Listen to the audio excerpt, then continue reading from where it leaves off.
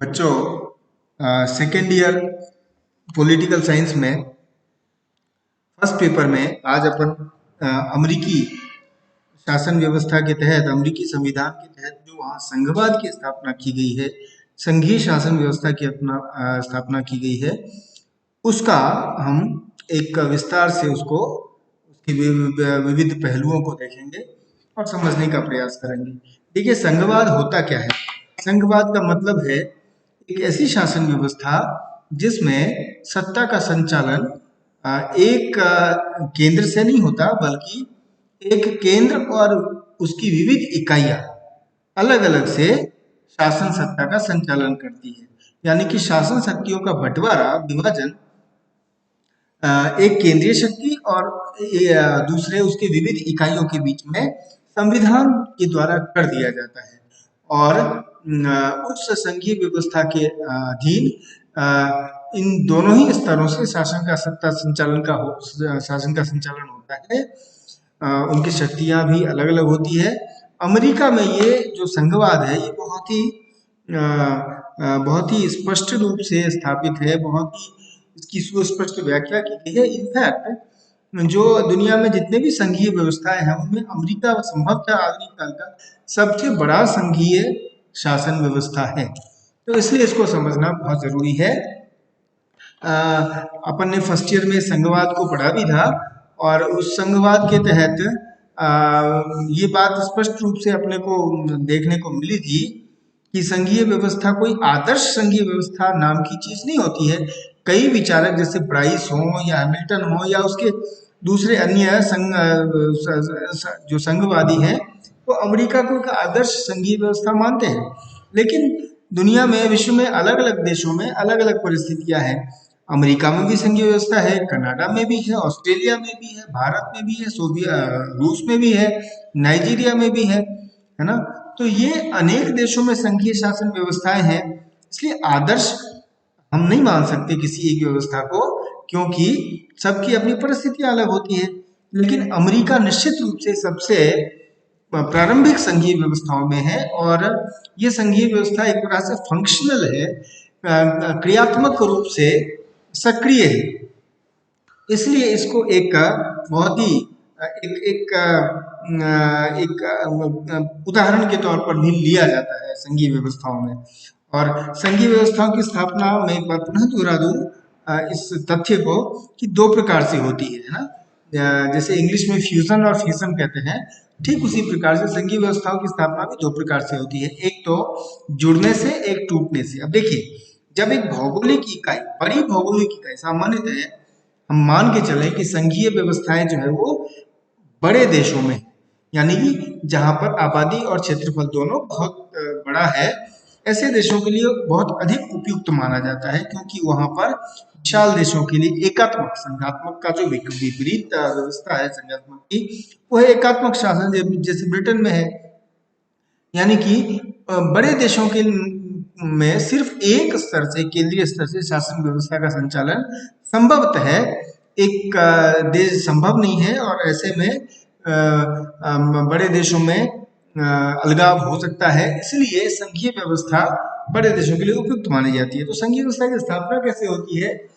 संघीय व्यवस्था की स्थापना दो प्रकार से होती है। एक तो जुड़ने से, यानी कि अलग अलग देश, स्वतंत्र देश भी हो सकते हैं, अलग अलग संप्रभु देश भी हो सकते हैं, या अलग अलग क्षेत्र जो है, जब अपनी संप्रभुता, अपनी स्वतंत्रता को बहुत हद तक उसको त्याग कर, उसको छोड़कर आपस में मिलकर एक संप्रभु देश का निर्माण करे, तो वो संघीय व्यवस्था, संघीय देश, संघीय व्यवस्था है। और ऐसी व्यवस्थाओं में जो इकाइयां होती है, यानी कि विविध क्षेत्र या राज्य प्रांत होते हैं, वो कुछ हद तक अपनी स्वायत्तता मेंटेन करते हैं, स्वायत्तता अपने पास में रखते हैं। अमेरिका की जो संघीय व्यवस्था है वो इसी श्रेणी में है। यानी कि स्वाधीनता के समय 1787 में जब संविधान बनना शुरू हुआ, स्वाधीनता संग्राम में ब्रिटेन के 13 पूर्व उपनिवेश साथ में लड़े थे। तो वो अनेक कारणों से उनको ये भी लग रहा था कि पुनः कोई औपनिवेशिक ताकत, यूरोपीय ताकत उनको अलग अलग मानकर अलग अलग उनसे युद्ध करके उन पर कब्जा न कर ले, इसलिए मिल जाना बेहतर है। तो उन्होंने अपनी संप्रभुता से कुछ हद तक समझौता किया, अपनी स्वायत्तता को बहुत हद तक त्यागा और एक बड़ा देश संयुक्त राज्य अमेरिका का निर्माण किया, है ना। एक संघीय व्यवस्था ऐसी स्थापित हुई जैसे कि अमेरिका में, दूसरी व्यवस्था है जैसे भारत में, यानी कि एक बड़े भौगोलिक आकार वाले देश को प्रशासनिक रूप से छोटी छोटी इकाइयों में यानी छोटे छोटे राज्यों में बांट दिया जाता है और उनकी शासन सत्ता अलग से स्थापित की जाती है। तो ऐसे संघीय व्यवस्थाएं जो है वो टूटने, एक तो जुड़ने से, टूटने से, तोड़ने से, तो इस तरह से व्यवस्था ऐसा भी भारत में दूसरी श्रेणी की व्यवस्था के तहत संघवाद की स्थापना हुई। अब अमेरिका में जो ये संघवाद है उसकी अपनी एक विशेषता है। देखिए, ये बातें तो स्पष्ट हो गई कि वही 13 जो पूर्व देश थे अमेरिका में, उन्होंने अपने अपने एक साथ आकर और संघीय शासन व्यवस्था की स्थापना की। और आज तो उस अमेरिकी संघीय शासन व्यवस्था में 13 की बजाय 50 प्रांत हैं, 50 राज्य हैं। तो ये एक बहुत बड़ा आकार ले चुका है अमेरिकी संघीय व्यवस्था। अमेरिकी संघीय व्यवस्था के प्रमुख तत्व क्या क्या है ना।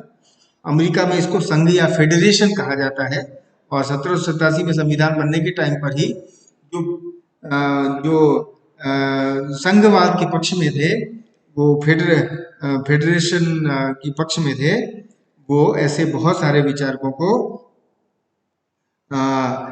जो फेडरलिस्ट भी कहा जाता है, संघवादी भी कहा जाता है, उस नाम से उनको जाना जाता है, जैसे हैमिल्टन है, जैक्सन है इत्यादि। अब अमेरिकी संघीय व्यवस्था की विशेषताएं क्या है, तो सबसे पहले नंबर 1, किसी भी संघीय व्यवस्था की भांति शक्तियों का विभाजन किया गया है। शक्तियों का स्पष्ट विभाजन कर दिया गया। संविधान के अंतर्गत अनुच्छेद 1 की 8 और 10 धाराओं में केंद्रीय सरकार और राज्य सरकारों की शक्तियों का आपस में बंटवारा कर दिया गया। भारत में जैसे देखते हैं सूची पद्धति, ठीक ऐसे ही। और अमेरिकी संविधान के अंतर्गत गणना व अवशेष के सिद्धांत को अपनाया गया है, जिसके अंतर्गत केंद्रीय सरकार और इकाइयों की सरकारें इन दोनों पक्षों में से किसी एक पक्ष की शक्तियों की गणना करके उन्हें निश्चित कर दिया जाता है और अवशिष्ट में सभी शक्तियां दूसरे पक्ष को दे दी जाती है। इसी प्रकार जो है वो केंद्र की शक्तियां, केंद्र की समस्त शक्तियां और राज्यों की शक्तियों का भी उल्लेख है। प्रथम अनुच्छेद की 8वीं उपधारा में कांग्रेस और केंद्रीय सरकारों के शक्तियों का उल्लेख किया गया है। सभी महत्वपूर्ण, जैसे युद्ध हो, मुद्रा हो, विदेश नीति हो, सैन्य बल हो, ये जो है ये केंद्रीय सरकार की शक्तियों में शामिल है। और कुछ जो है ना, कुछ शक्तियां ऐसी है जो निषिद्ध भी है केंद्र के लिए, जैसे नागरिकों को मताधिकार से वंचित करना, बंदी प्रत्यक्षीकरण को रोक लगाना, है ना। ऐसी स्थिति, ऐसी शक्तियों पर केंद्र सरकार कार्य नहीं कर सकती। फिर इसी में ही राज्यों की शक्तियों का भी उल्लेख किया गया है ना। और इनमें बहुत सारी शक्तियां हैं, जैसे स्थानीय कार्य के लिए टैक्सेशन, दीवानी और फौजदारी कानून, पुलिस, शिक्षा, स्थानीय स्वशासन इत्यादि इत्यादि। तो इस पहली अनुच्छेद के 8वीं और 9वीं उपधारा में शक्ति विभाजन स्पष्ट कर दिया गया। राज्यों के लिए भी निषिद्ध है। मुद्रा, विदेश नीति, युद्ध, संधि, समझौते, वो राज्यों के लिए निषिद्ध है। तो दूसरी प्रमुख विशेषता है वो है लगभग दोहरी संप्रभुता। अब ये देखिए, अमेरिकी संविधान में लगभग दोहरी संप्रभुता का सिद्धांत है, यानी कि अमेरिकी संविधान के अंतर्गत जो केंद्र है और राज्य है, संघीय सरकार और राज्य सरकार दोनों अपने आप में एक प्रकार से स्वायत्त संप्रभु है। और वहाँ तो अपने अलग संविधान भी है राज्यों के और अपना एक अस्तित्व भी है। इसके बावजूद वहाँ पर कभी अलगाव नहीं होता है। गृहयुद्ध को छोड़ दिया 1860 के दशक को, तो उसके बाद से कोई अलगाव नहीं हुआ। एक तीसरा बिंदु और है जो अमेरिकी संविधान के बारे में, वो है संविधान की सर्वोच्चता। संविधान की सर्वोच्चता यानी संविधान सर्वोच्च है, संविधान शॉर्ट है, संविधान सर्वोच्च है, लेकिन संविधान से ही केंद्र और राज्य सरकारों की शक्ति जो है वो का उद्गम स्थल है। इसलिए अनुच्छेद 6 में संविधान में कहा भी गया है कि यह संविधान और उसके द्वारा बनाए गए सभी कानून संयुक्त राष्ट्र अमेरिका के अधिकार की समस्त भूमि क्षेत्र पर ये लागू होगी और इस संपूर्ण क्षेत्र में देश का कानून सर्वोच्च होगा। ना, यानी अविभाज्य सर्वोच्च संप्रभुता यहाँ पर संविधान की सर्वोच्चता स्थापित करता है। एक और है न्यायपालिका की सर्वोच्चता। अमेरिका में न्यायपालिका सर्वोच्च है और मार्बरी बनाम मेडिसन मुकदमे के बाद 1803 के बाद से न्यायिक पुनरावलोकन का अधिकार भी अमेरिकी व्यवस्था के अंतर्गत आ गया है। तो वो भी अपने आप में बहुत ही अहम हो गया है। न्यायिक सर्वोच्चता का सिद्धांत, संसद के द्वारा बनाए गए कानूनों को न्यायपालिका निरस्त कर सकती है यदि यह संविधान सम्मत नहीं है। एक विशेषता और है, वो है दोहरी नागरिकता। अब कई संघीय व्यवस्थाओं में दोहरी नागरिकता की व्यवस्था नहीं होती है, जैसे भारत में नहीं है, लेकिन अमेरिका में एक व्यक्ति अमेरिका का भी नागरिक हो सकता है और अपने राज्य का भी नागरिक होता है। और ये एक प्रकार से यहाँ इसी व्यवस्था के तहत दोहरी संप्रभुता का भी सिद्धांत अपन देख सकते हैं।